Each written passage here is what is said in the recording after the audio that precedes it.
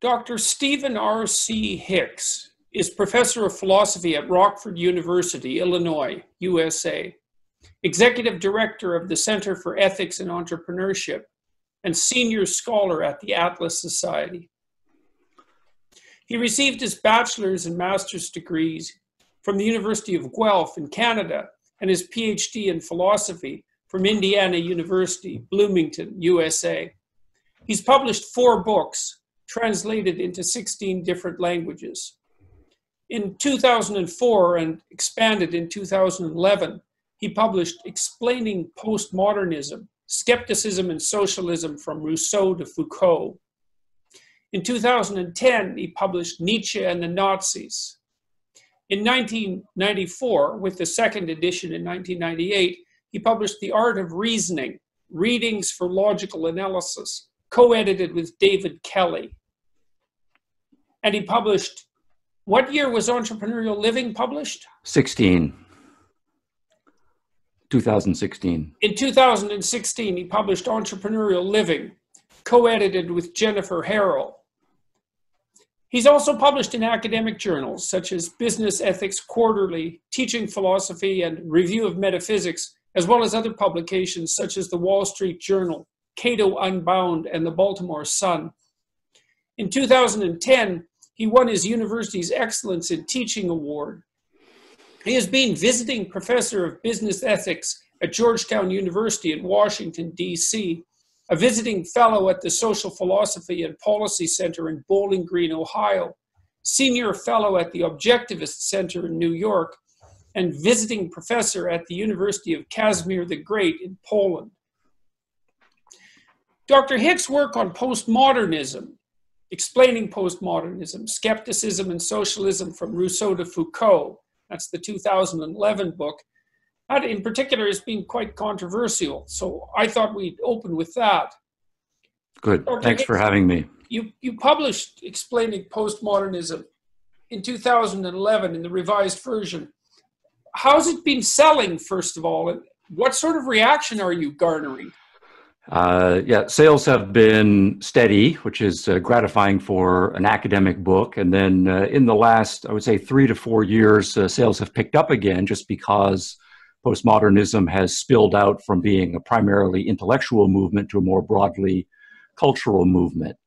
As a result of that, I'd say the reactions have been strongly polarized, particularly among philosophers. The reactions tend to be positive. As we talk with intellectuals outside of the area of philosophy, the reactions start to become more mixed to outright hostile.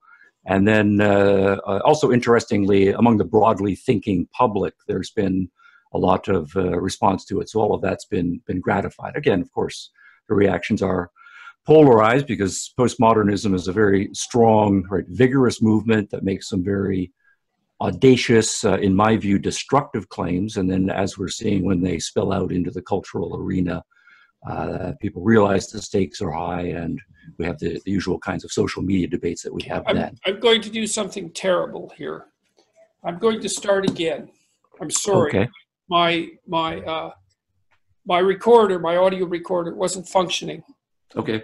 So, well, that way I'll get the intro right, anyways, with the 2016. So there'll be some small benefit to doing it, and it's only about 5 minutes extra. So apologies for that. No problem. That's our warm up. So in 2016, there we go, Entrepreneurial Living, co-edited with Jennifer Harrolle. All right. So we'll start that again. Stephen R.C. Hicks is professor of philosophy at Rockford University, Illinois, USA, executive director of the Center for Ethics and Entrepreneurship, and senior scholar at the Atlas Society. He received his bachelor's and master's degree from the University of Guelph in Canada and his PhD in philosophy from Indiana University, Bloomington, USA. He's published 4 books, translated into 16 different languages. In 2004 and expanded in 2011, he published Explaining Postmodernism, Skepticism and Socialism from Rousseau to Foucault. In 2010, Nietzsche and the Nazis. Hmm. In 1994, with a second edition in 1998, he published The Art of Reasoning, Readings for Logical Analysis, co-edited with David Kelley. And in 2016, Entrepreneurial Living, co-edited with Jennifer Harrolle. He's published in academic journals such as Business Ethics Quarterly, Teaching Philosophy, and Review of Metaphysics, as well as other publications such as the Wall Street Journal, Cato Unbound, and the Baltimore Sun.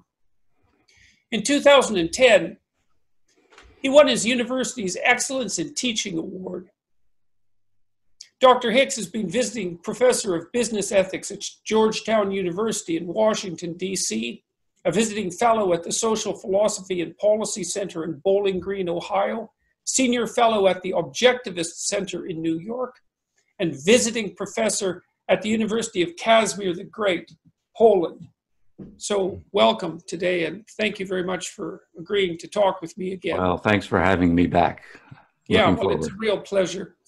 I thought we might start by talking about explaining postmodernism again, your 2011 book, Skepticism and Socialism from Rousseau to Foucault, because I know that it's been perhaps more controversial of late than it was when you originally published it. And Absolutely. I'm curious about the sales and the academic and the public reaction.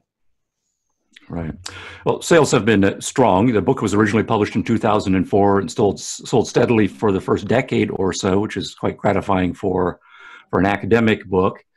And then starting about 3 years ago, in part because postmodernism started to spill out of the strictly academic intellectual world into the broader cultural world, sales picked up again. And so there's been kind of a two-front set of discussions, one at the intellectual level and one at the more public level as well. Yeah, gratifyingly, lots of translations. I think there will be 3 more translations added this year. Arabic, Hebrew, and Estonian are in the works. So altogether, I'm pleased with that. The reactions are quite polarized, in part because reactions to postmodernism itself are polarized. It's an extreme movement, as good, deep thinking should be. Even if I disagree fundamentally with postmodernism, it is a well-articulated negative outlook on most of life's philosophical questions. And so we should expect that any movement that pushes buttons fundamentally like that should get some extreme reactions.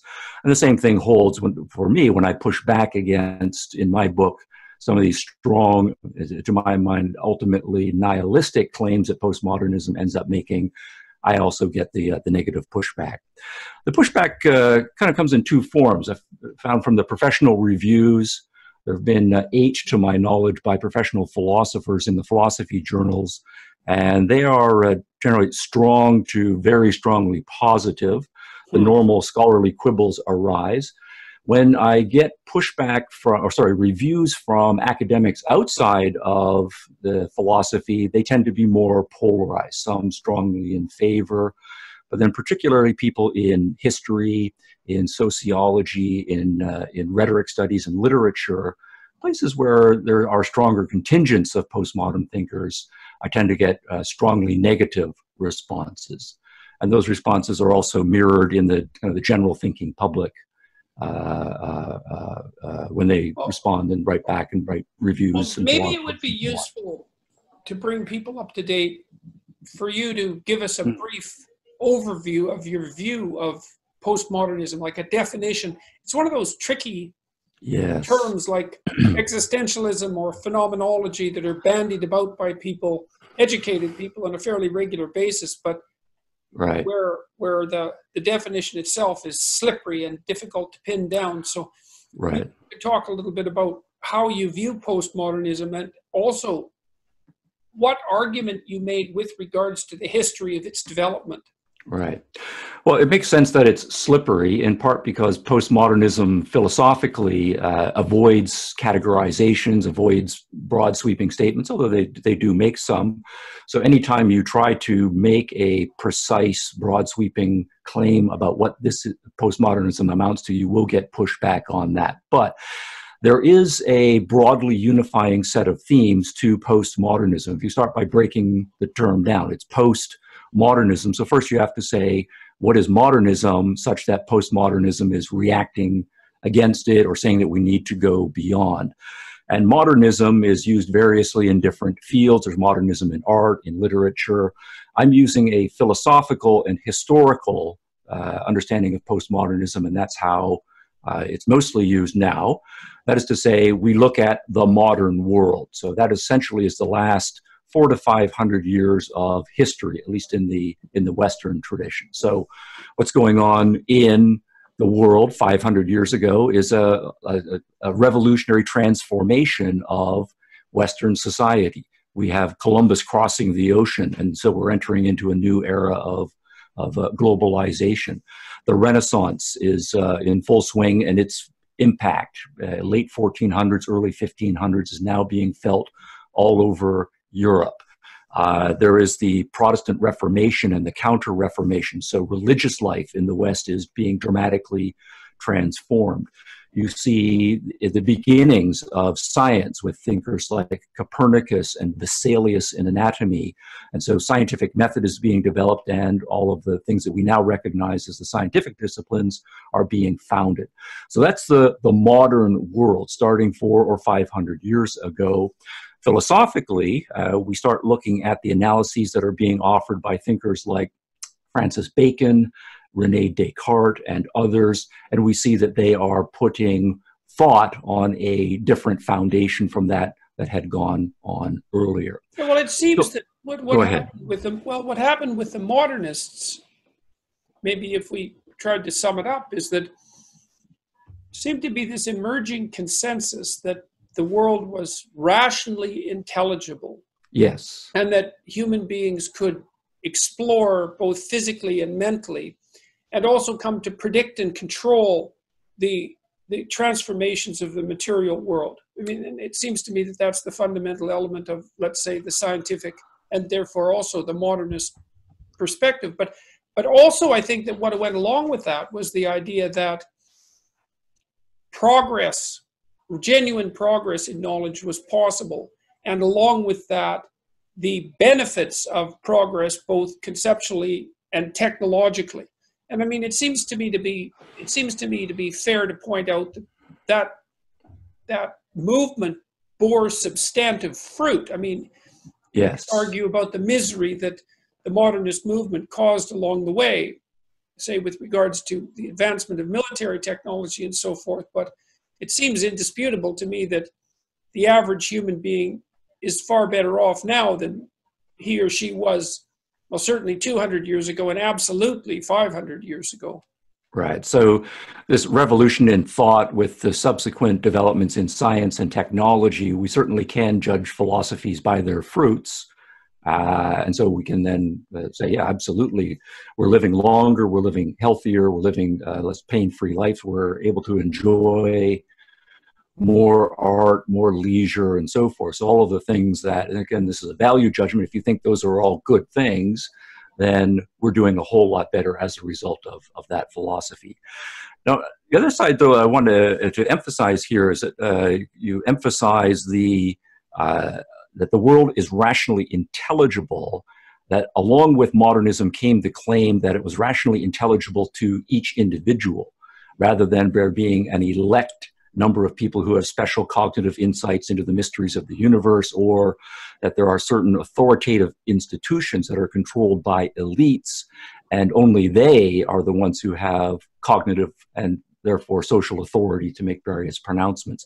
Part and parcel of the rise of modernism is a broadly universalizing of that each individual is born with a rational capacity, and that with proper training, education, literacy, and so forth, they can come to understand the world for themselves. They can be self-responsible. They can take charge of their lives. And as a result of that, we should have an extension of rights that used to be prerogatives only of the few, an expansion of freedom. You can do whatever you want with your life, broadly speaking. And so what we then see is that it's not only a religious elite or a political elite that is empowered, but rather every human being. And then we can see systematically over the course of the next century, it gets extended to not only males who own property, but to all males, and then to women, and then to people of other ethnicities and other races, as we push back against all of that. So we have this notion of universal rights and universal self-responsibility, universal freedom. That, I think, also is part and parcel of the modern movement. Well, the thing about science that makes it so peculiar, I think, is that science is actually a technology that enables people who are bright, but not that bright, let's say, to genuinely produce advances in knowledge because of the method, right? I mean, if you're a careful scientist, look, when we studied what predicted academic achievement, for example, both in graduate school and among faculty members, creativity didn't even enter the equation.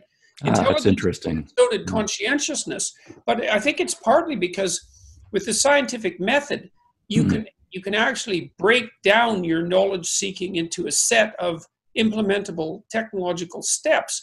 And that enables it to be implemented on an incredibly broad scale. And even if a lot of it is error-ridden, which is obviously the case, and to a scandalous degree to somewhat lately, it still means that as hundreds of thousands of us, and increasingly now millions of us, grind away slowly at this careful technology of knowledge acquisition, that overall we do seem to be able to predict and to control the world better. And then that started to become questioned. You know, one of the things that seemed to characterize postmodernism, one definition that I've read, is skepticism of meta-narratives. Right. And that's from Jean-Francois Lyotard, right? And he is the one credited with labeling postmodernism philosophically, right, so, and defining it as a skepticism toward meta-narratives. Now, what that means, there's a couple of things built into that. One is, of course, the skepticism. And philosophy, for the last century and a half or so, has entered an increasingly skeptical mode.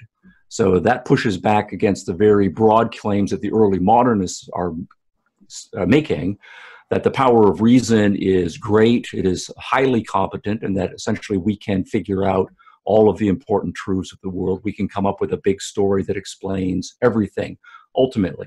Not necessarily that any one individual will contain all of that knowledge in his or her mind, but certainly communally, we will have a huge amount of knowledge. We will slowly, as you're putting it together, piece together a big picture story about the way the world works.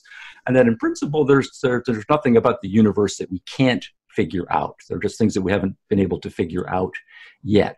So the skepticism that Lyotard and the others are talking about is a skepticism about that grand set of claims, right?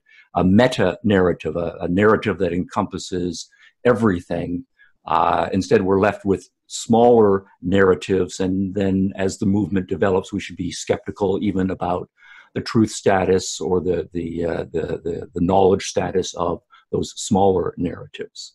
So what becomes important in the postmodern tradition is a skepticism about our ability to know the world in milder form as much as the modern thinkers thought we could, and in stronger postmodern form at all. That maybe there is no such thing as truth, no such thing as knowledge.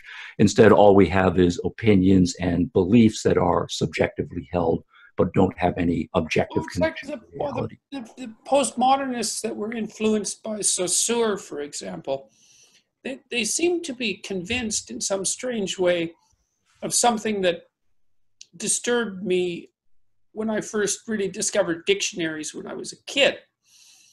You know, I'd look up a word in the dictionary, and of course it would just refer to another word in the dictionary, and that would refer to another word in the dictionary. And there would be, in some sense, any definition outside of the dictionary. And the French intellectuals that were so influential in the postmodern world seem to think of meaning in exactly that way. They understand that linguistic meaning is necessarily embedded in a larger linguistic context, so that each word is dependent on each phrase, and each phrase is dependent on each sentence. And so there's a contextual dependency Absolutely. on linguistic framing, but they seem to me to, and this is one of the major problems, I think, of postmodernism in university, is that they seem to deny or ignore the existence of any world whatsoever outside of linguistic construction.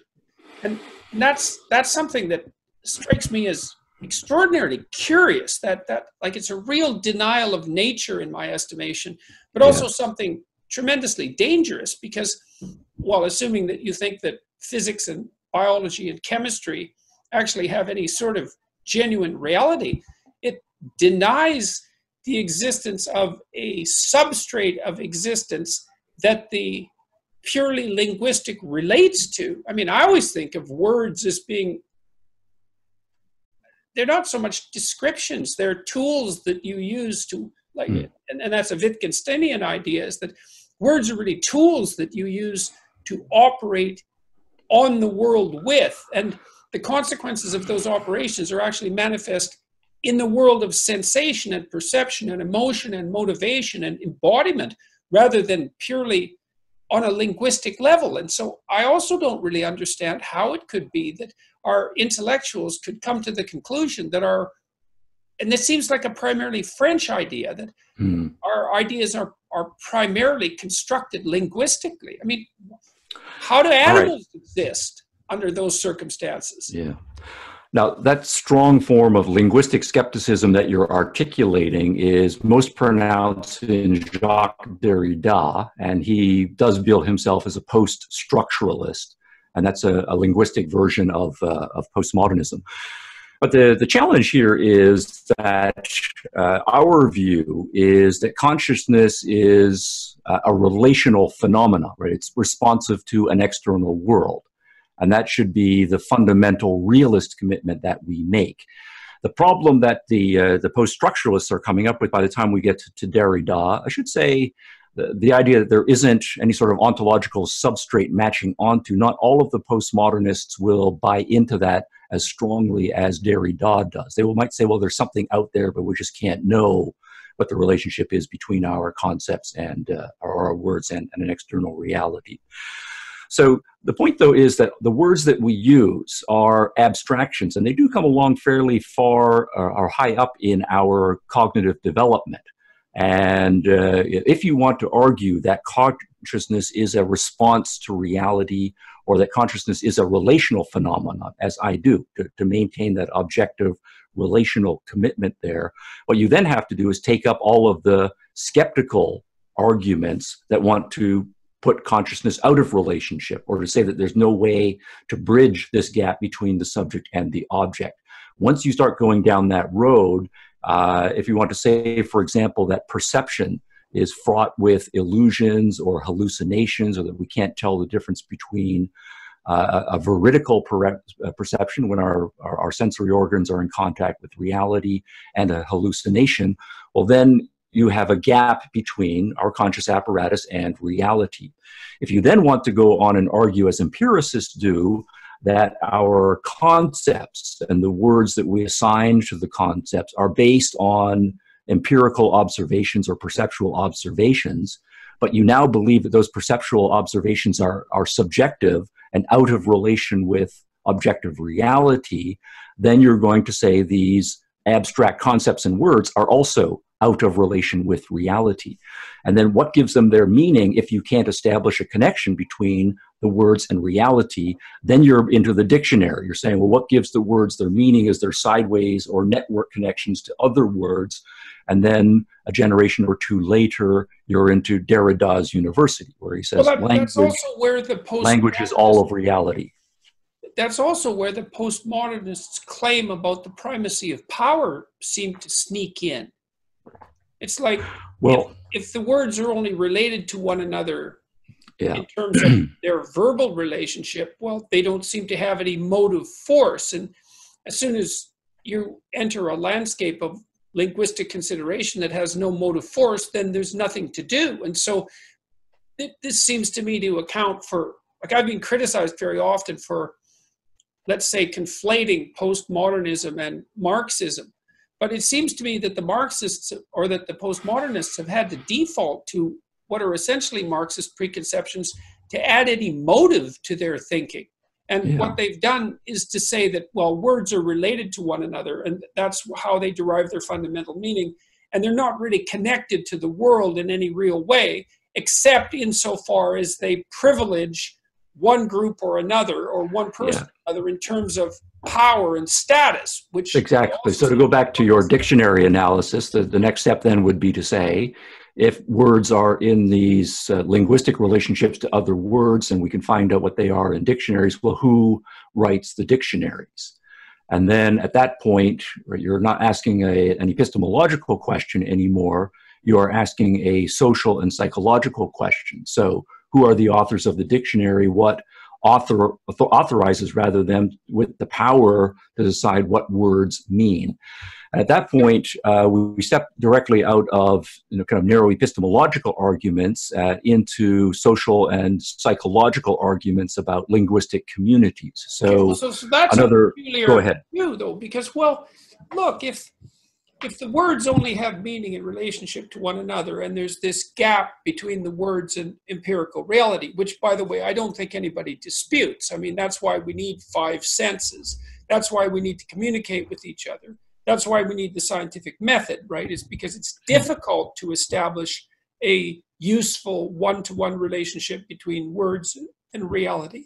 But if words serve power, then it seems to me that what the postmodernists have done is taken biological motivation, let's call it the motivation for power at least, and sneaked it through the back door. And reconnected the world of linguistic abstraction to the world of reality, but saying, well, look, the only connection is one of power. And then they leave why it is that people want power. Like the idea that people want power, first of all, is a complicated idea, because you have to define power and you have to define want.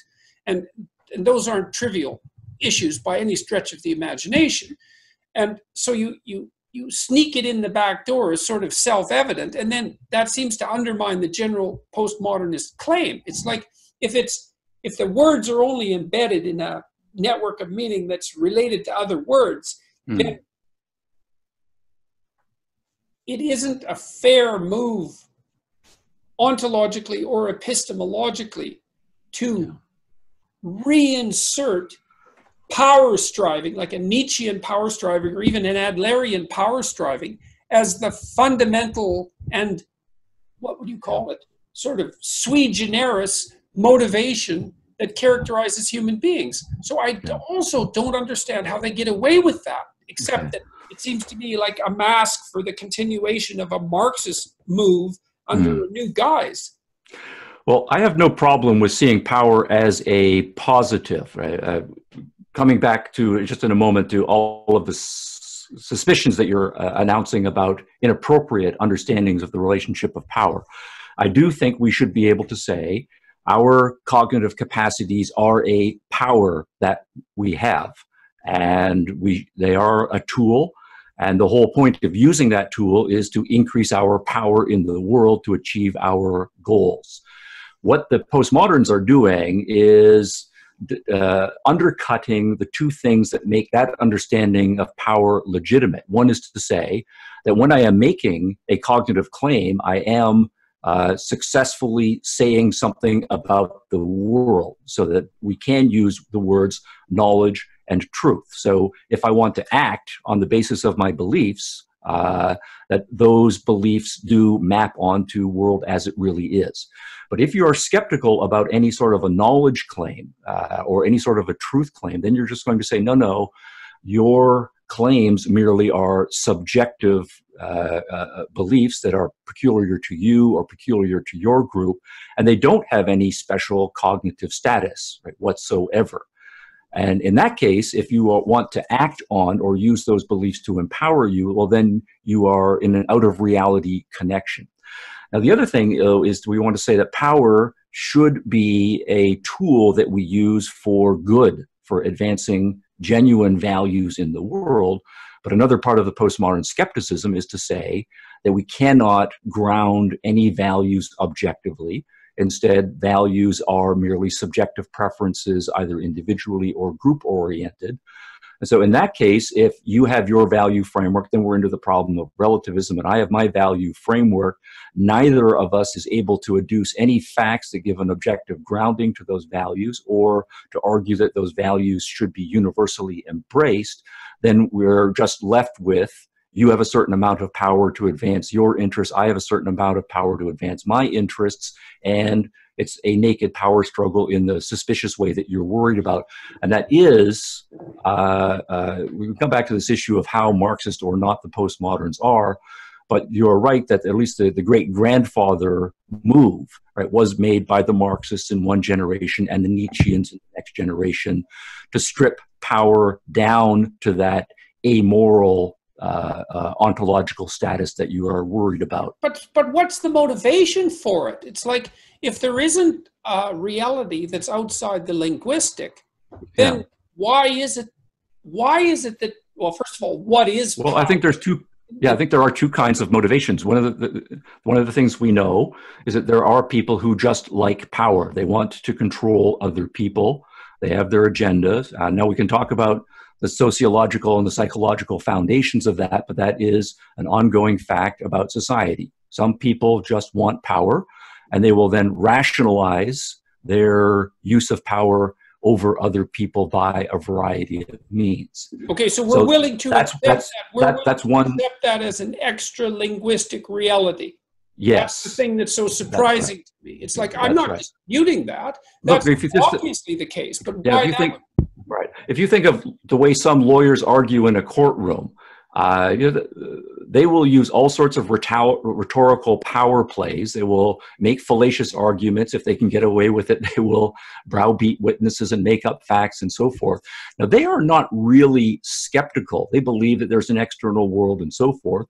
They just believe that life is a power struggle and any tactic is fair in order to achieve their ends.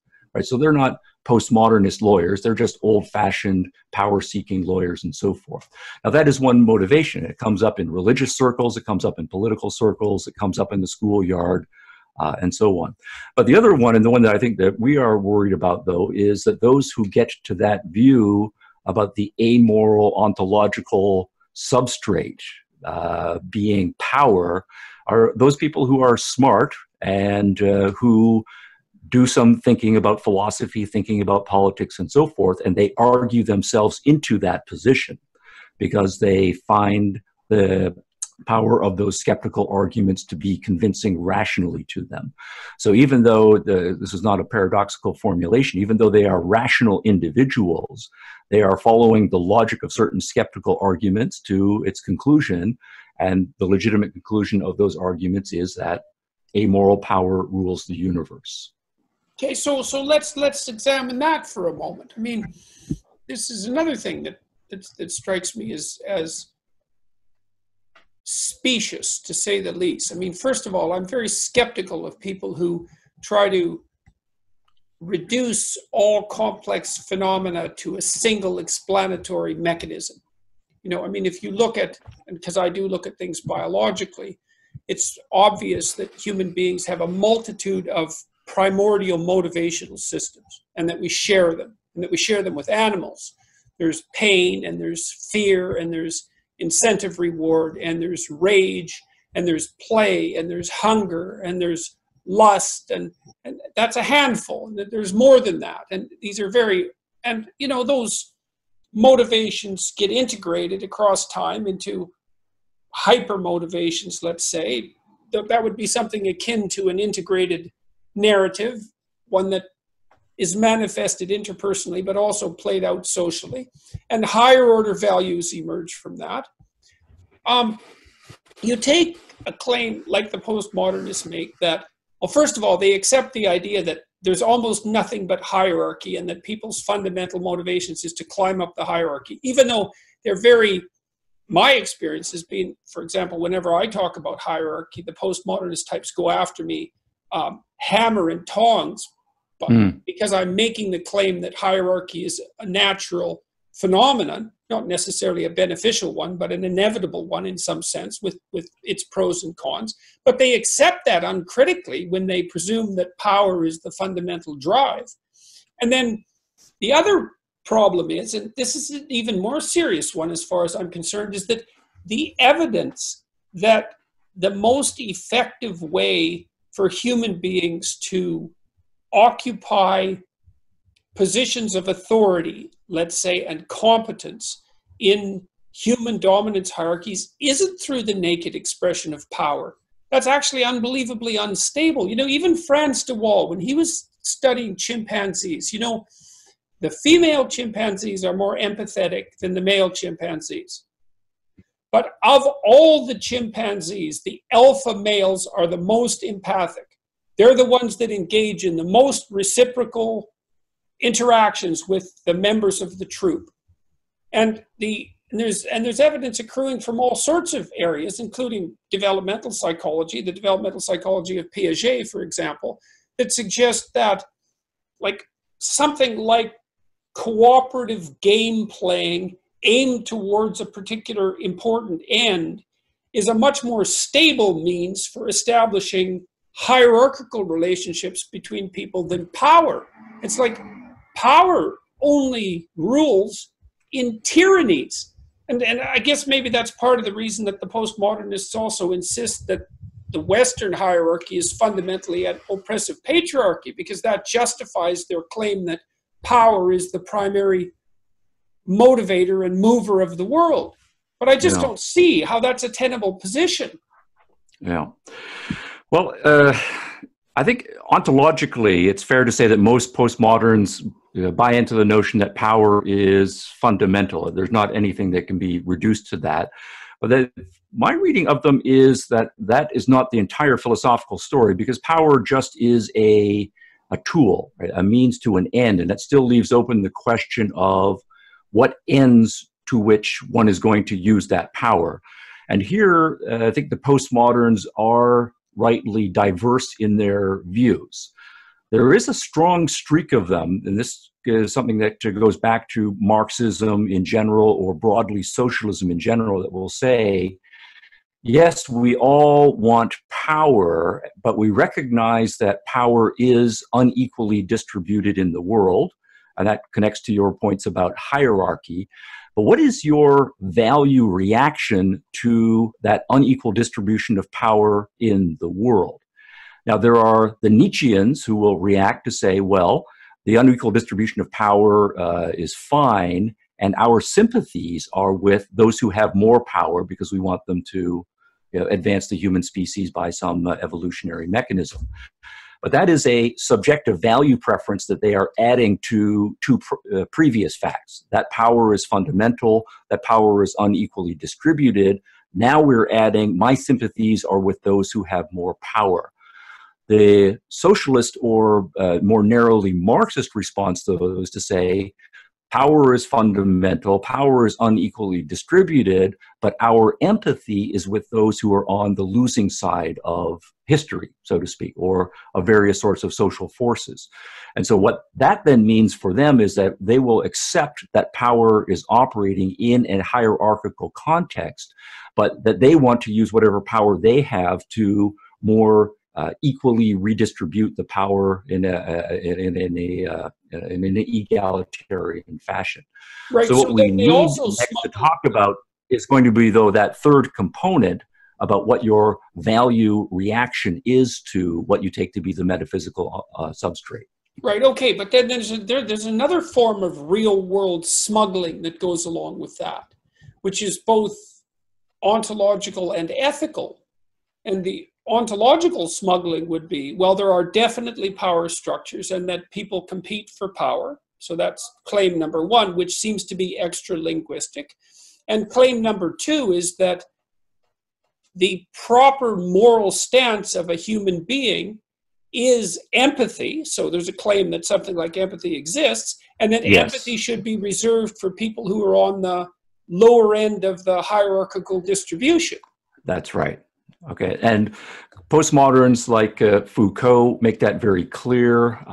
Richard Rorty, even more clearly. makes that claim. Jacques Derrida is a very interesting case because most of his work is not overtly social, ethical, or political, but at various points, particularly toward the end of his life, he says, you know, my entire sympathies are with the oppressed, and he talks about reinvigorating a certain kind of, or in the spirit of Marxism, something or other. Mm-hmm. But from his perspective, he recognizes that he has no philosophical resources to justify that value claim, and he doesn't want to say that it's just a personal subjective preference that he has. So he does appeal to a kind of Kantian regulative idea, or what in more old-fashioned way, that it's a kind of Platonic form that that we need to appeal to if we're going to justify it in some way. So it's kind of interesting that recognizing exactly the problem that you're pointing out, where do we get that empathy claim from and justify that? The postmoderns recognize the predicament, and some of them are trying to point to extra-linguistic sources for it. Well, that opens a big can of worms if your initial claim is that there's no such thing as an extra-linguistic source. Exactly, yes. You know, because you let one extra-linguistic source in, especially something as complicated as the interplay between, say, power, hierarchy, and empathy. I mean, yes, those are major motivational forces. And then if you're willing to admit to the existence of those major motivational forces, well, it's hard to exclude pain. It's hard to exclude anxiety. It's hard to exclude, well, something even more basic as hunger.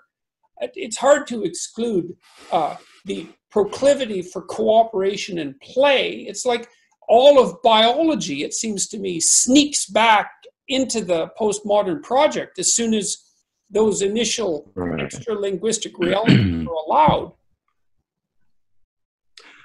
Well, absolutely, but that's what we're finding. You know, a lot of our debates are right now about psychology and biology. Is that a certain number of psychologists and biologists are pushing back and saying, "No, there is a reality here," but we're getting great resistance from the postmodern second and third generation to having to do so. Okay, so now you said the philosophers that have reviewed your book have been basically positive, and so yes, why are you receiving positive feedback from, what is it about philosophy and about philosophers or about your work that's eliciting a positive response from them? Yeah. Well, my book is primarily an intellectual history. You know, to some extent, I am polemical and pushing back against postmodernism, so people understand that I'm taking a stance as well. But the primary purpose of the book is to do a solid intellectual history. Where does this confusing, sprawling, but nonetheless very vigorous and powerful movement come from? And it doesn't come out of thin air, but rather there's a lot of deep thinking that's behind it. So what I'm doing is I'm tracing what I see as the important intellectual movements of the last 2 centuries. So I'm starting with Kant and Rousseau, but I'm talking about Hegel, Marx, Nietzsche, Heidegger, and the others. So all of those figures are difficult, complex, and important in their own right, and there's scholarly debate about, say, how skeptical or not Kant is, whether there's an element of liberalism or not in Nietzsche, Heidegger's connection to the Nazis, and so forth. So there is a range of scholarly movement, and most of these major intellectuals have 2 or 3 major schools of interpretation attached to them. But and so the pushback that I am getting on Kant or on Nietzsche or Heidegger or whatever will be from those who are in a different school of interpretation with respect to them. But typically among the philosopher, it's a respectful engagement because they will recognize that there is a very good argument that can be made for interpreting the philosopher the other way. And typically then what I'm doing is emphasizing the skeptical elements or the ultimately negative and nihilistic elements that get sifted out and woven together into ultimately the postmodern framework.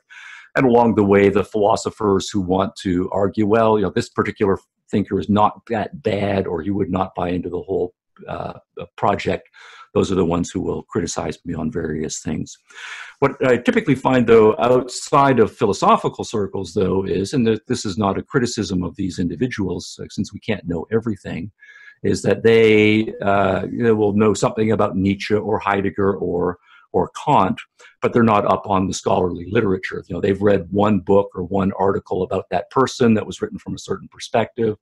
So if I make the argument for the other perspective on that thinker, it's new to them and it seems outrageous to them, and so they will react negatively to it.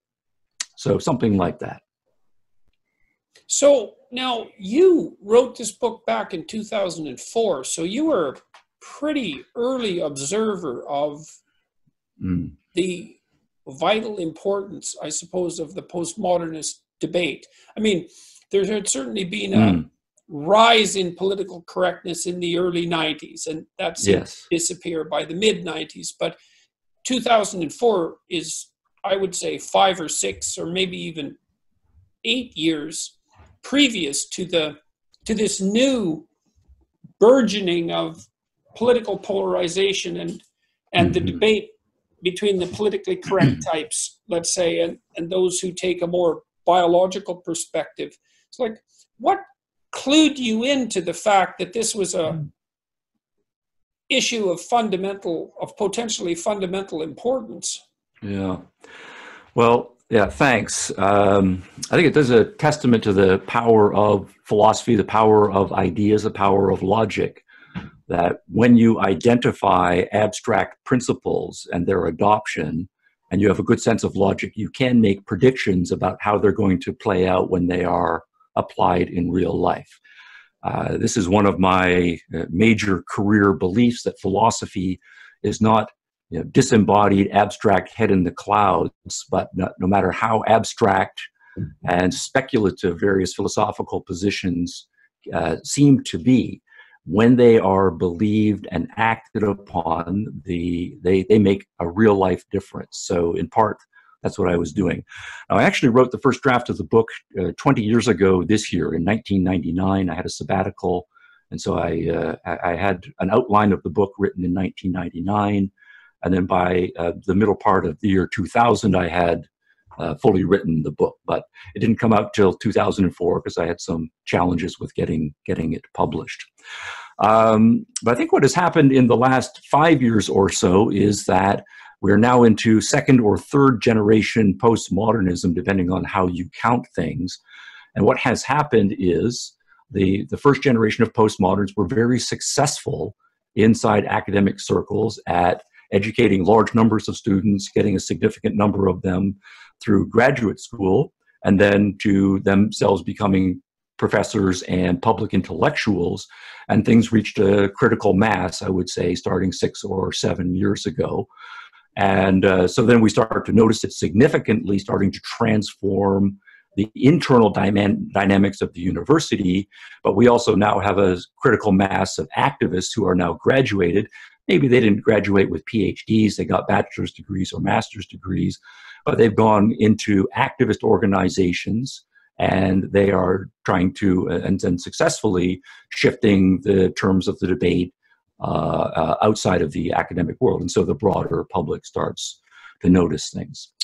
And then that's where we are right now, with the culture war manifesting itself on 2 major fronts: the academic world and the broader cultural space. Right. Well, and so what are your concerns about that? Like, when you look out at the world, you're obviously concerned enough about postmodernist thinking to devote a substantial proportion of your academic career to it, and then to put yourself on the line to some degree as well. Yeah. I mean, what is it about the postmodernist view that, well, let's ask this question 2 ways. What do you think the advantages, if any, are to the postmodernist view, or the inevitability of it? And what do you think the dangers and disadvantages are? Well, that's two big questions. First, why I'm worried about it. And there's a question about what degree of worry, one should have. Interestingly, in my home discipline of philosophy, postmodernism is not that strong. I think philosophy flirted with and postmodernism for a while. I think philosophy did generate all of the arguments, or at least all the major arguments that postmoderns use. But philosophy does have built into its DNA, so to speak, a very healthy respect for argumentation and a liking for new arguments. So what has happened mostly in the philosophy profession is a serious development and engagement with all of these negative, skeptical arguments and so on, but then a realization that a lot of them don't work in various ways, and then people moving off in other directions.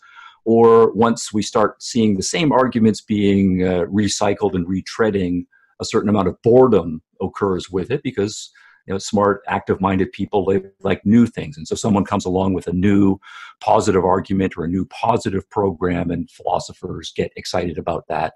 And so postmodernism is a little bit passé in those disciplines. But I am worried about it because philosophy demographically is a tiny proportion of the overall academy, and the postmodern arguments have been picked up by the larger and more influential academic disciplines, such as psychology, right? You know this one as well, English literature, to some extent in the law schools, in the field of history, sociology is very polluted. And then the big rise of all of the various special studies programs, gender studies, race studies, ethnicity studies, and so on. You find a much higher percentage of postmodernism there. Now, I have not seen good journalistic sociology about higher academic, whether it's 8% or 40% of people who are postmodern or not.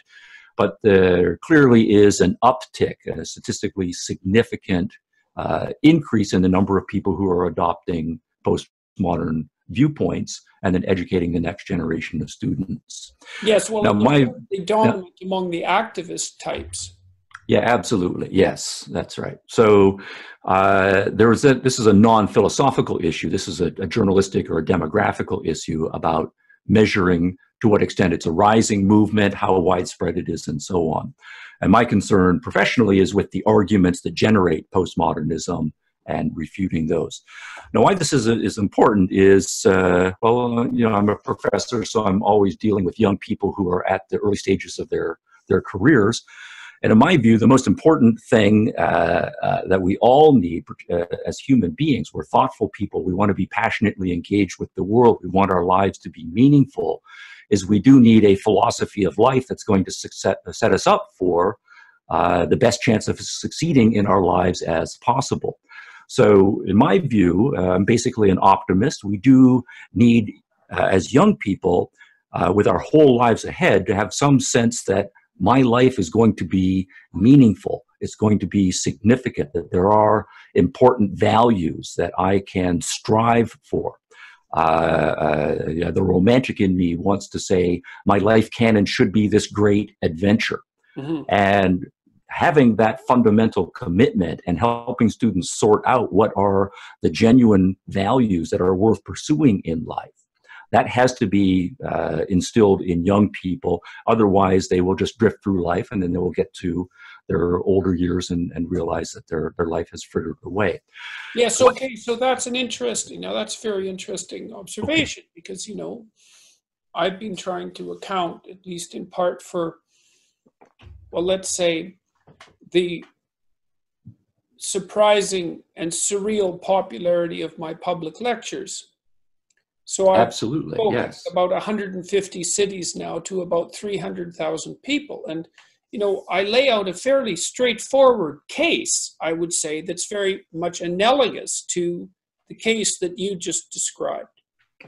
And that is that, well, we look for some unassailable truths. And for me, there are two unassailable pessimistic truths. And one is that a substantial proportion of life is going to be suffering because we're finite. And even if things are going well for you now, you're subject to illness, mental and physical. You're subject to the decimation of your dreams. You're going to lose the people that you love. The world that you know is going to change in ways that you find disconcerting and unfortunate. Okay. And so suffering's built in. And then, if you don't mind me interrupting at yes. that point, the phrase unassailable truth, I think what we should be doing, though, in education is saying that there are no unassailable truths, that part of a good education is any previous generation's truth should be assailed, at least intellectually, by the students. They should challenge, question, and look at those truths, what the best arguments can be mounted against them, and then make their own judgments about whether they agree that this truth is in fact a truth or whether it needs to be rejected and moved on. So the great danger, I think, of postmodernism, though, is its skeptical stance toward the idea of there being truth at all. And then in its activist manifestation, when the professors are functioning as, I just have my subjective preferences and I have power in the classroom, and my view as a professor, or my practice rather as a professor, is simply to indoctrinate students in my subjective preferences. In that case, what you are doing is not only giving students a very cynical, negative, ultimately as a negative, empty view of the world, but you are not at all training them in the ability to think for themselves, to compare competing viewpoints and make their own judgment. So that's the danger. Right, right. Well, I guess I should reconsider my use of the word unassailable. I was thinking more, I suppose, clinically in some sense, in that my experience has been that you don't have to scratch very deeply beneath the surface of people's lives, right, until you find sorrows that they're dealing with. And so I know you're not saying this, but from the student's perspective, it can't be that Professor Peterson, with all of his years of experience and wisdom, has announced that this is a truth, therefore it's a truth. They have to go through the process that you went through. Hopefully you can accelerate that process for them, but they have to go through that process. Yeah, well, and I mean, I do that in the lectures by telling stories too, and illustrating the fact that, you know, the limitations that are placed on us that produce suffering. And I invite people, I would say, to draw their own conclusions about how they regard that reality in their own lives. And the second proposition, let's say, is that the suffering is often made worse by malevolence. And that can be, well, the sort of, what would you say, impersonal malevolence of nature, or the more personal malevolence of society or the individual. And so we're faced with that set of problems, that vulnerability that's characteristic of existence. And then that vulnerability, because it constitutes a real set of problems, calls to us to generate solutions. And it's in that attempt to generate solutions that adventure that you described earlier seems to me to manifest itself. And so it seems reasonable to me to suggest to young people that they do have a destiny that gives their life significant individual import, and that is to take arms up against the inequities of existence at whatever levels they can, and to act forthrightly and courageously to minimize unnecessary suffering and to constrain malevolence. And that it is also actually of vital importance that they do that, because their failure to do so is more damaging than they think. Their nihilism and cynicism that might entice them into nihilistic and destructive acts themselves actively is more destructive than they think. And their capacity to do positive things in the world on a large scale, individually and in their family and in their community, is much larger than they think.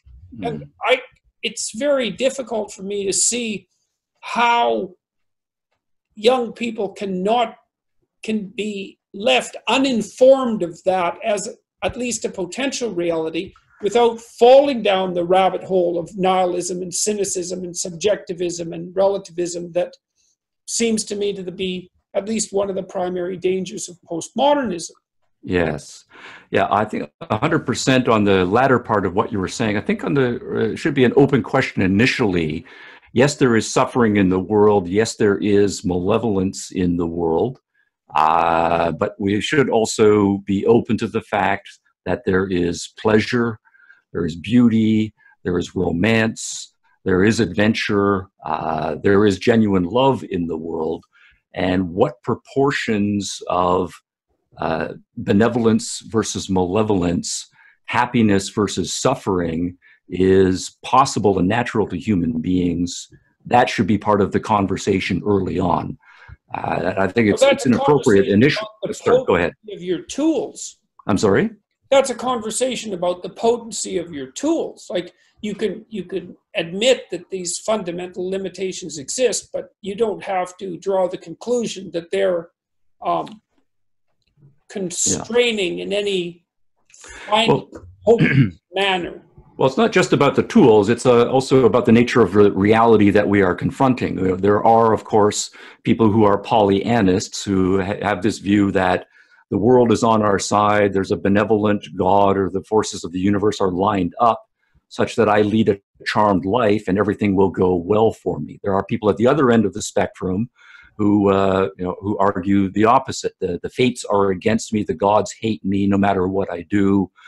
The forces that govern the universe will just grind me down. That's got nothing to do with my tool set initially, so to speak. That's a metaphysical claim about the nature of the universe. Now, when we do turn to the tool set, if whatever your position is along the spectrum of benevolence to malevolence, there is the question about how much power I have to craft my own tools, to forge myself into the kind of being that can take on life's challenges. And here I think postmodernism is dangerous in two important respects.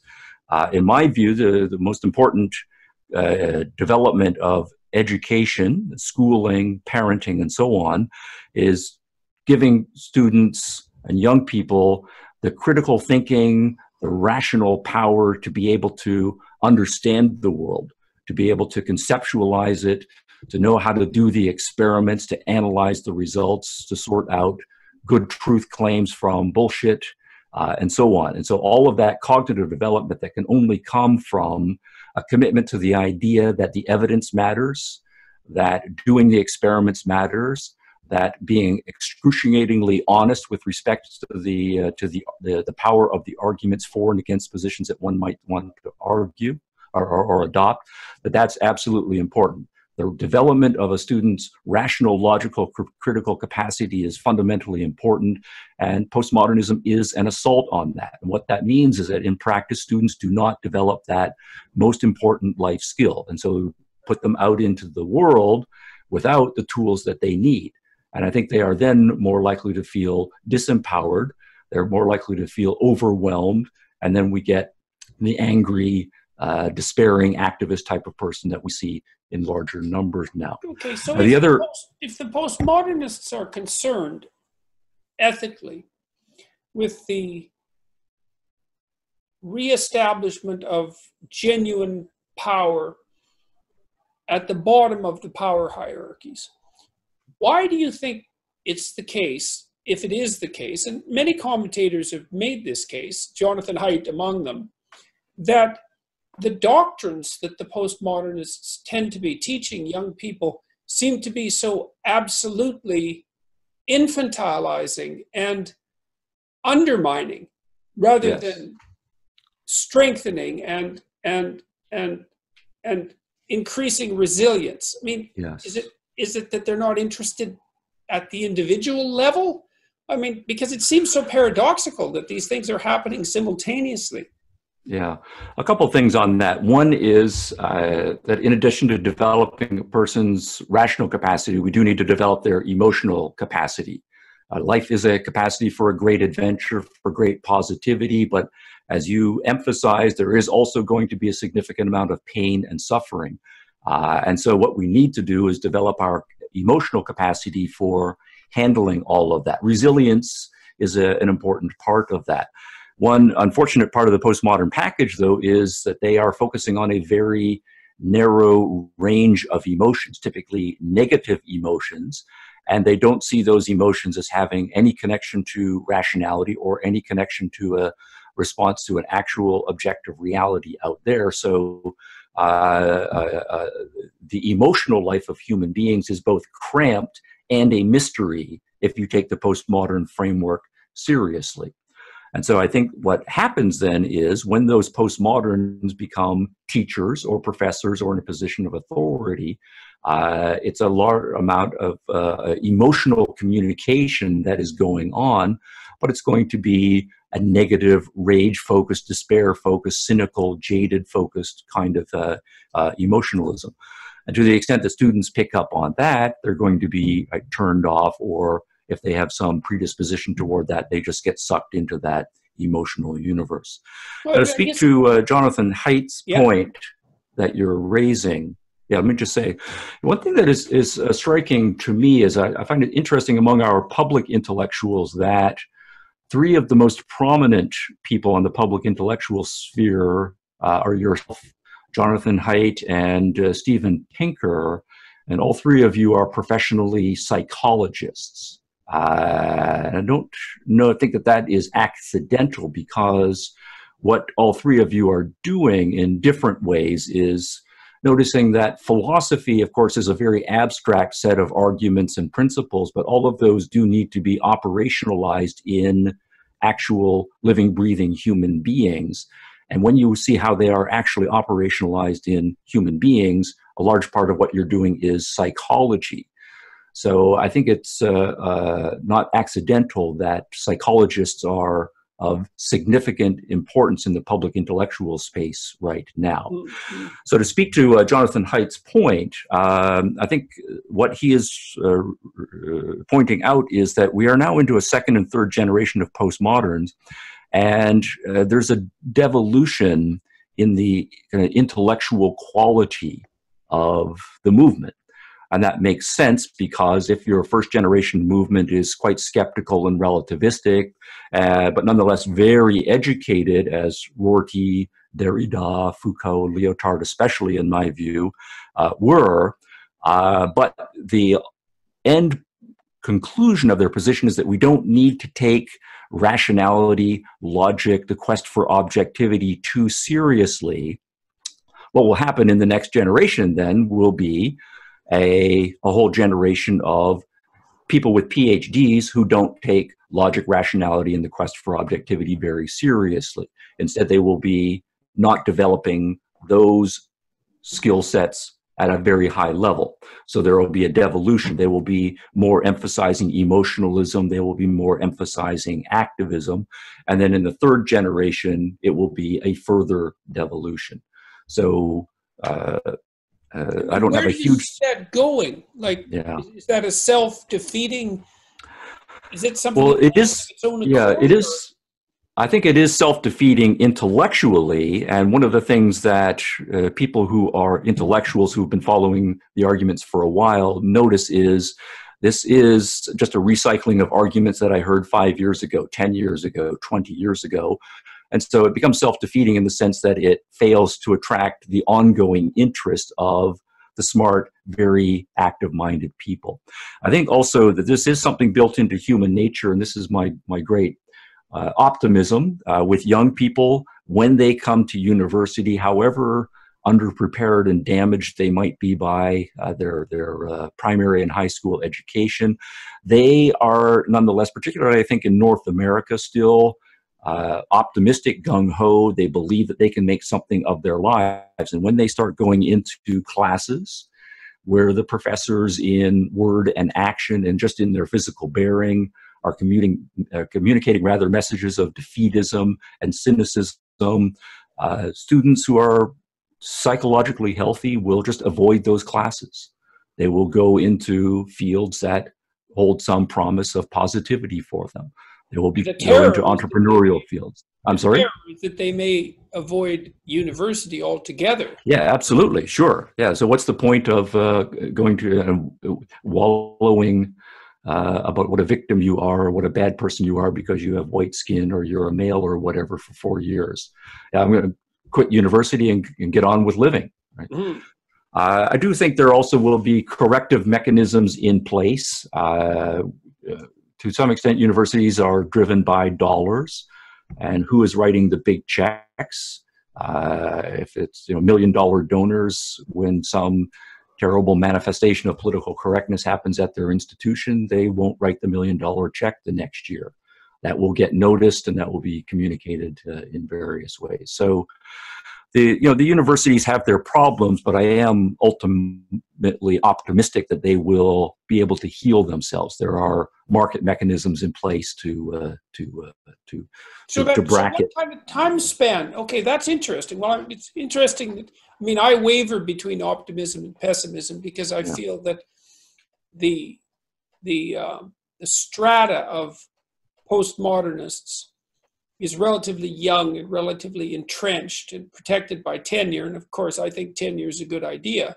But that they're also unbelievably good at fomenting activism. I mean, I think political surveys indicate that only about 4% of the general population hold views that might be regarded as radical Marxist / postmodern. It's a tiny minority. Like, it's bigger than that in universities, but they swing beyond their weight. They hit Absolutely. They hit past their weight. And it's also, sure, I think, because, serious academics, this is my impression, is that serious academics really ignored the second-rate postmodern discipline, sure, for decades, feeling that the arguments that they were making were weak enough so that they didn't even require a strong rebuttal. I mean, even when Steven Pinker wrote his book, The Blank Slate, I read that book and I thought that it was an interesting book, but I thought, Jesus, Dr. Pinker, no one's believed that people are blank slates for like 30 years. That's so late that it seems, as a biological psychologist, it just seemed to me to be absurd that case had to be even made. But I mean, he was obviously right about that, and I was obviously very wrong about that. Yeah, predictions are hard to make, and I think it goes back to we need better journalism about the demographics of higher education and what's going on there. So, is it 4%? Is it 12%? Is it 25%? Then this issue you're raising about punching above their weight. That does seem to be true, but how much above their weight are they punching? Is the major problem in the classrooms, or is it a matter of, as we know, most academics don't like committee work, but a significant number of, so if the first-rate people are off doing their real academic work and they're trying to avoid committee work, but the second and third raters, they don't mind committee work and they see it as a vehicle to power within the university for them. So if the postmoderns are as we like to think, second or third rate, that's a little bit unfair. Not all of them are, but a higher percentage of them doing the important committee work, then they have a certain amount of power there. An overlooked part of the university demographics, from my perspective, is student life, where the residents, the people who look after the residence hall and the entertainment and deciding what student clubs are authorized or not. There's been a significant infiltration of postmodernism in that area. That's not on the academic side or only indirect. But if you look at orientation programs, and again, we need better journalism here, but you find a significant number of them are devoting the whole orientation week when the first-year students are coming in to lectures on privilege and oppression and whatever the buzzwords are. That also is an important issue as well. There was an article written in the Chronicle of Higher Education excoriating faculties of education for producing precisely the kinds of internal university activists that are pushing exactly that kind of agenda. Right. Yeah, faculties of education, I do some work in philosophy of education. They're all over the map, but there has been a significant postmodern shift, with postmodernism being the reigning philosophy of education. And then, of course, that has impact not just in higher education, because that's training the next generation of teachers. One of my younger colleagues, a man named Andrew Colgan, recent PhD from University of Western Ontario, in his dissertation was documenting the significant demographic shift among Ontario high school teachers toward basically buying into a postmodern framework. And that's going to be a very important generational shift for Ontario. So what makes you, like you talked about market forces and their corrective ability, Yep. And we spoke before we started this podcast about speaking about optimistic and positive elements and movements. I mean, so, well, I've two questions for you at least before we conclude. And one is, you seem optimistic and positive, and so what do you see as the route out of this, and what will replace it, and like what's the time span? Yes. Well, I think one thing that we are noticing is an increasing number of first-rate people who are now engaging the debate within higher education. So you can mention someone like Steven Pinker, who's not just doing academic psychology now. Instead, he's devoting resources to defending in a public intellectual sphere the Enlightenment Project. Jonathan Haidt, also an excellent psychologist doing clinical work as well, but nonetheless is formative in creating the Heterodox Academy, bringing together academics from a wide variety of political spectrum positions, but nonetheless all agreeing that academic freedom, free speech, and so forth are important. The work that you're doing, stepping out onto the public stage as well. So there is a major uptick in very good academics taking postmodernism and its offshoots seriously and pushing back, and I think that augurs well. I think there also is a financial clout. I think young students, when they come in, they do take a postmodernism course, but they don't go back for more, or they plug into the student grapevine and they learn which courses to avoid. And in many cases, the postmodern activist type professors, they are really ghettoized in marginal departments. They might be outsized in their voice, but they're not attracting a huge number of students. And in my view, the students that they are attracting are ones who are already predisposed to that. They're not necessarily converting. Well, it seems to me the least invasive way of dealing with the postmodernism, if it does have the negative attributes that we've been discussing, is actually something like a market solution, which is to inform young people as to its essential nature and to help convince them that there are viable alternatives, like viable philosophical alternatives, viable political alternatives, courses they could be taking that would enrich their lives instead of enhancing their sense of victimization. And exactly, that's right. Like the safest route rather than political intervention or some kind of attempt to radically change the structure of the universities, which seems to me more dangerous than useful. Right.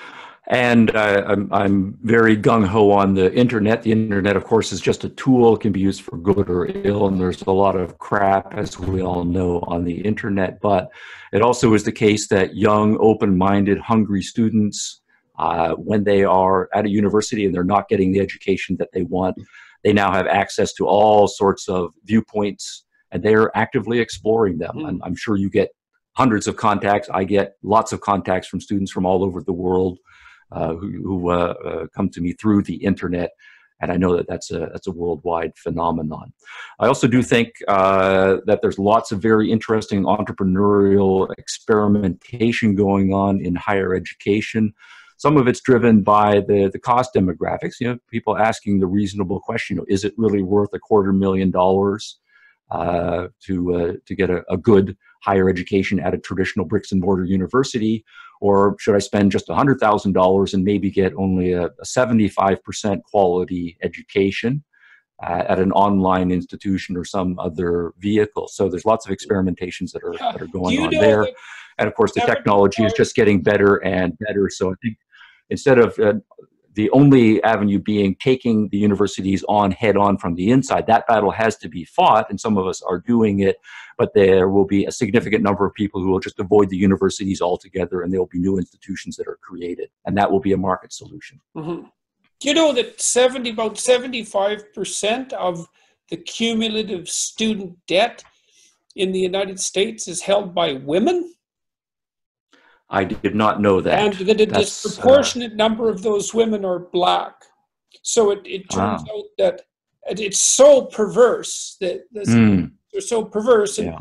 part of the explanation for that, it's not the total explanation, is that these women were enticed or chose to enter disciplines where the probability of making enough money over a reasonable span of your life, especially given the high interest rates that are associated with student debt, is extraordinarily low.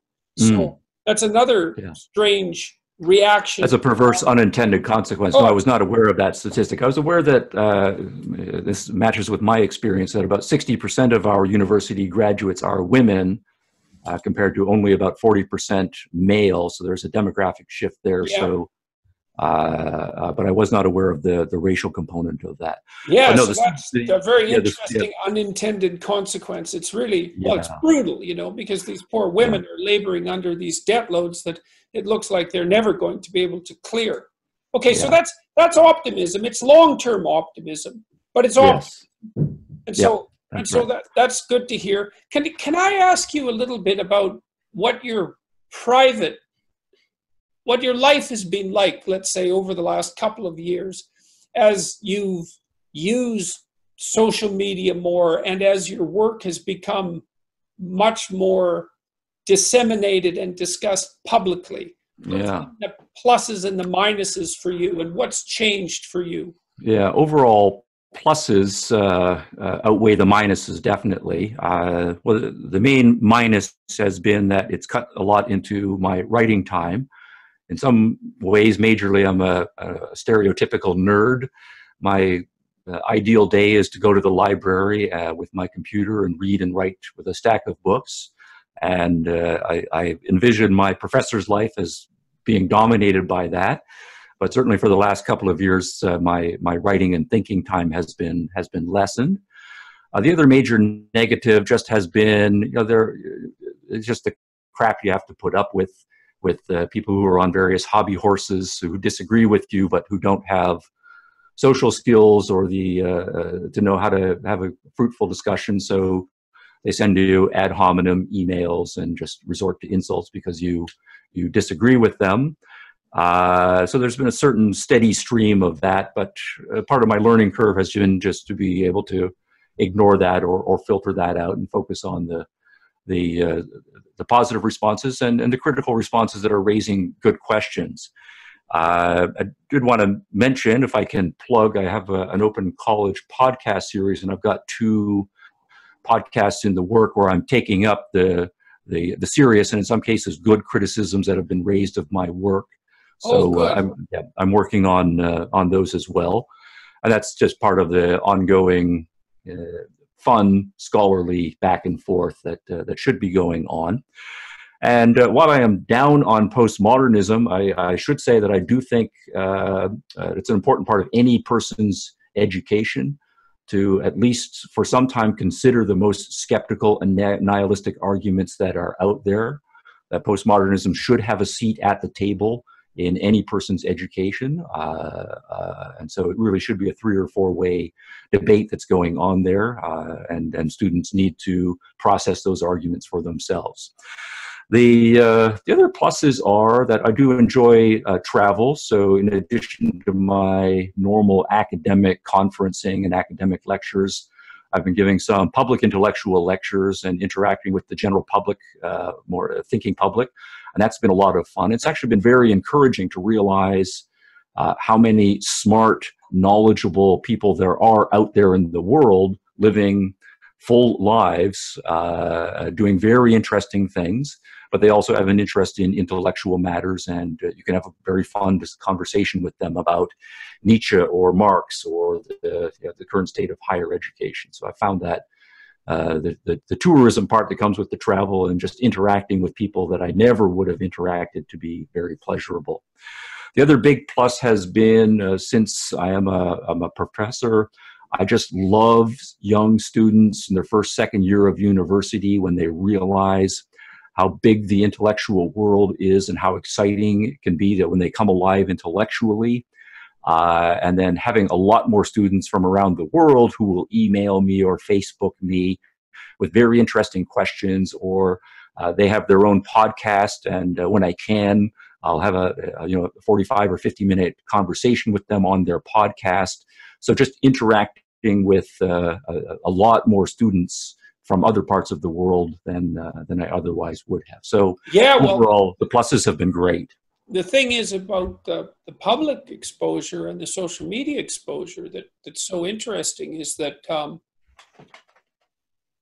the people who come to listen to you only come because they want to listen to you. It's really pure. It's a real pure form of the university, because there's no compulsion as there is with, say, mandatory classes and grades and so on in universities. That's right. And there is this tremendous public hunger for philosophical discourse that's really been completely, in some sense, undiscovered up until now, and it's massive. Right. That's right, and that's why I think ultimately I am optimistic, because I think it is built into human nature to want to be vigorous, to engage with the world, and since we're such a smart species, to engage with the world intellectually. So, young people in their teens, when they are becoming more fully aware of themselves as independent of their parents and that their whole life is ahead and they're preparing for life, they do have this hunger, and it's beautiful to see it activated. Yeah, well, obviously all the controversy that surrounded your work hasn't soured you in the least on the intellectual enterprise. It sounds like quite the contrary. What are you working on now? Like, what? I know you're having a hard time writing, but like for the next 5 years, let's say, you've got ambitions. I've carved out in my schedule, starting the end of this academic year, mid-May, a significant amount more of writing time, and so I'm making progress, and I'm optimistic that by the end of this calendar year, I'll be almost done this next book. What I'm doing is focusing on the positive. The postmodernism book is negative. The Nietzsche and the Nazis book is negative, going into some dark philosophical and political territory. But to put it positively, what are the positive philosophical issues and positions that need to be developed to reinvigorate the Enlightenment, to correct its deficiencies, to make people realize that the postmodern arguments are powerful, but they're powerfully based on some often easy philosophical issues or mistakes to make. Very subtle. So my value added is, as a philosopher, the way I'm going to in part package this is to say that we do have huge debates along any number of dimensions about politics and so on. But in fact, most of our debates about politics are not at all about politics. They are about underlying philosophical issues. So, for example, we're having debates right now about the proper political status of, say, transgender individuals. But we're spending very little time actually talking about the politics of it. Instead, we are having arguments about human nature and to what extent things are fixed causally, and to what extent things are a matter of human volition, what things are subjective, what things are objective, and so on. And so really we are having philosophical arguments, hopefully philosophical arguments that should be informed by biology. But even that is itself a philosophical debate, because some people want to say we should approach this as a scientific method type of question, look at the facts, look at the experiments, and others have a more free-floating ideological commitment. That is to say, they're operating on a different epistemology. So really what we're doing is we're having debates about epistemology and human nature, not really debates about politics. So the politics is just a manifestation of that. Then my hopeful professional value added is to bring clarity and some fresh perspectives on those philosophical debates. One of the things that has plagued philosophy, sorry, I'll just say one more thing, has plagued philosophy is a whole number of false alternatives that have been entrenched in the discipline for generations. And in many cases, if you can notice two apparently opposed arguments, but realize they have a shared premise, and in often cases that shared premise is implicit, then asking what the alternatives to that implicit premise would be once you make it explicit can be very illuminating. So I'm working that territory a lot. Hmm. Well, it's interesting, that maybe one of the consequences is that out of the, let's call it, rather murky darkness of moral relativism and postmodernism and the claim that power is the fundamental motivation of human beings. I mean, these are very pessimistic philosophical statements taken almost you would think, to their logical extreme. But maybe what'll happen is that out of that will come something like a philosophy that's genuinely optimistic without being naive. Yeah, exactly. That's nicely put. I'm reminded of a line from the Roman poet Horace, who was reflecting on some of the skeptical and nihilistic trends of his time, where they were, in effect, denying the natural world, denying and so forth. And the line is, though you drive nature out with a pitchfork, ever she will return. Right. So the optimistic return is what we're working on now. Right. Well, and there does seem to be, I would say, a tremendous hunger for that. One of the things I've been struck by, and I'm sure you see this in your teaching, is that it's amazing. I usually begin my lectures on a fairly pessimistic note, detailing out the problems of human nature and society and to some degree the natural world, trying to make a vicious case for the in some sense the atrocity of life.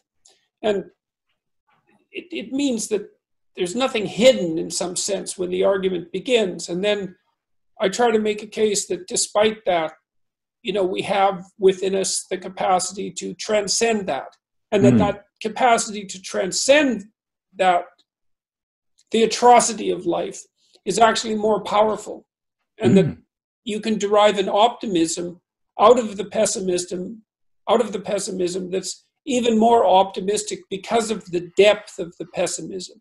And you could tell students, look, you guys, you've got real problems to deal with. It's no wonder that you're suffering from the existential dilemmas that you're suffering from. They're real. But that doesn't mean that there isn't a set of viable solutions, and maybe a fairly large set of viable solutions that you can learn and that you can practice and that you can engage in, that make a genuine difference to your life and a genuine difference to the life of the people around you, and that this is even more real than the reality of the relativism and the nihilism and the pessimism. And people respond. I've been aligning that especially with the idea of responsibility, that it's possible to find the sustaining meaning in your life through the adoption of as substantive a responsibility as you can manage. And it's really quite remarkable how ready people are for that idea. It really usually reduces the audiences to silence, to speak of that. Yeah. Well, that's all of that touching on the profound themes that human beings do need to engage with.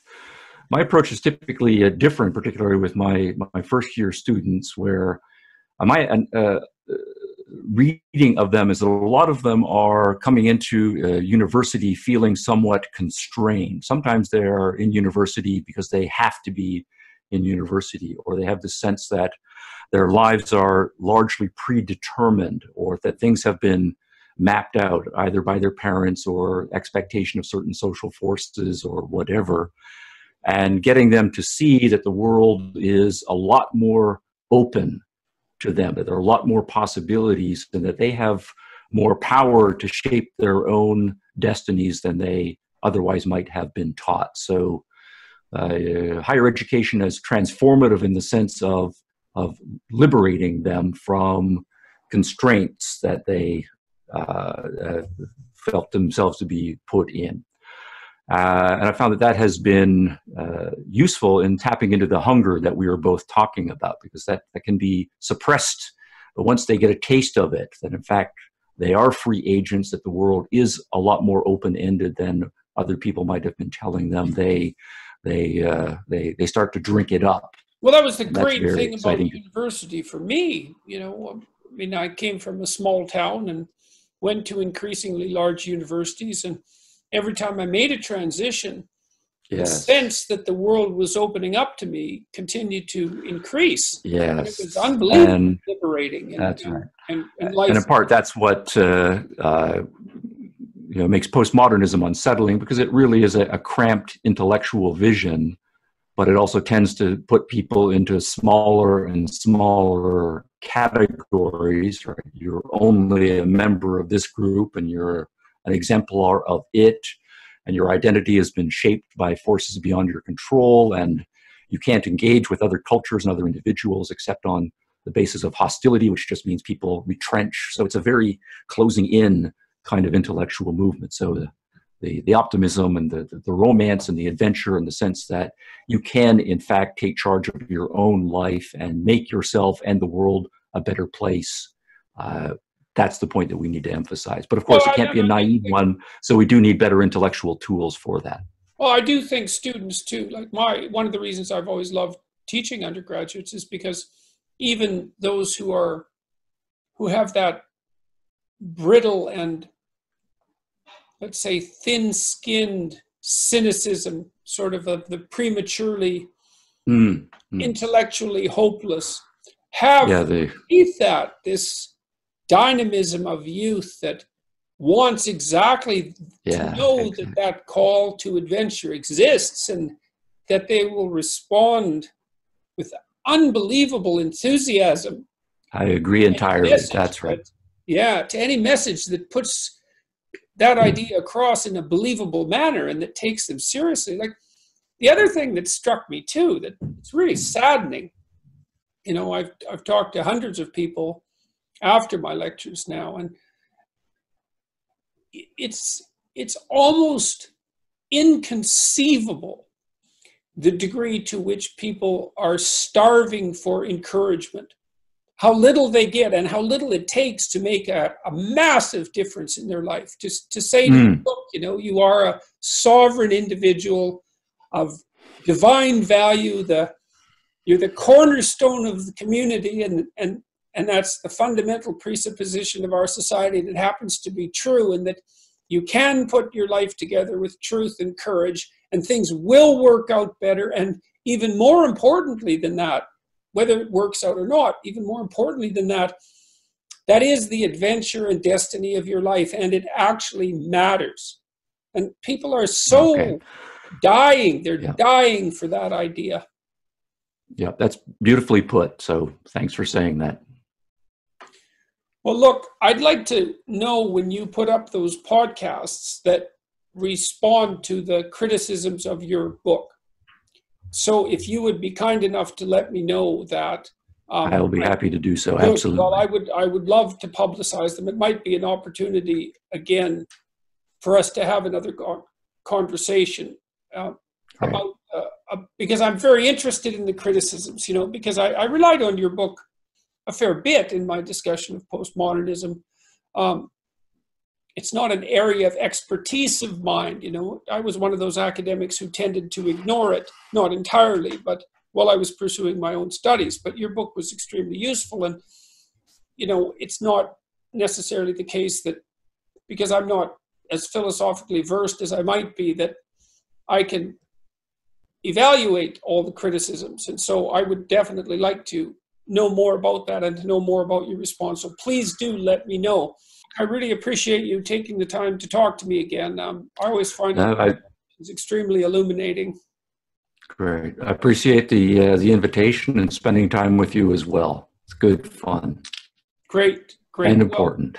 Well, good luck with your ambitions. And I wish you even more success in the public domain, because I think that what you're doing is extremely helpful and well, thank you. Yeah, you too. Yeah, the regard is mutual. Absolutely. All right. Well, and hopefully we'll have a chance to meet at some point in the not too distant future. Perfect. Very good to see you. You too. All right. Bye for now. Bye-bye.